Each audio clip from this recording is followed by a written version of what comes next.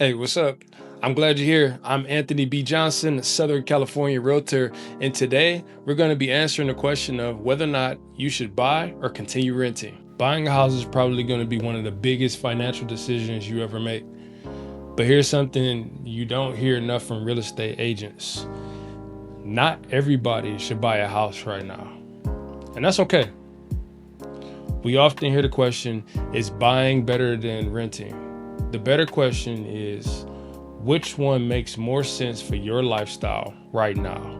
When you're renting, you're essentially paying for flexibility, right? But if your job is saying, hey, you might move next year, or you're thinking about relocating, or you're not sure where you want to live, or you simply just don't want to take care of the responsibilities of maintaining a property, renting might make perfect sense for you because owning is completely different.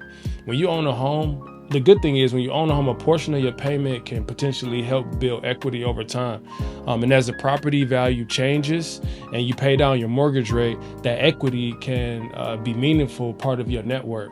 But you've got a lot of responsibilities though, you got property taxes, you have insurance, there's repairs, maintenance, maybe HOA dues if you actually live in the HOA. And if something breaks, you don't get to call a landlord, right? That's why one of the biggest questions I ask buyers is, how long do you realistically see yourself living in this home? Because buying and selling real estate costs money. If you buy today and know there's a good chance you're going to be moving in the next year, purchasing may not make financial sense.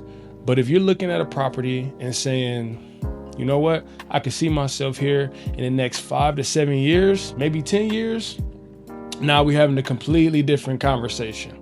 Because homeownership isn't just about whether prices go up next year. It's about stability, control over your own property, potential appreciation, which is great, paying down your debt, having an asset that could become a part of your lifelong wealth goals. So don't buy because someone told you renting is throwing away money, because it depends on your lifestyle. And don't rent because someone told you the market is too expensive, because that's not necessarily true.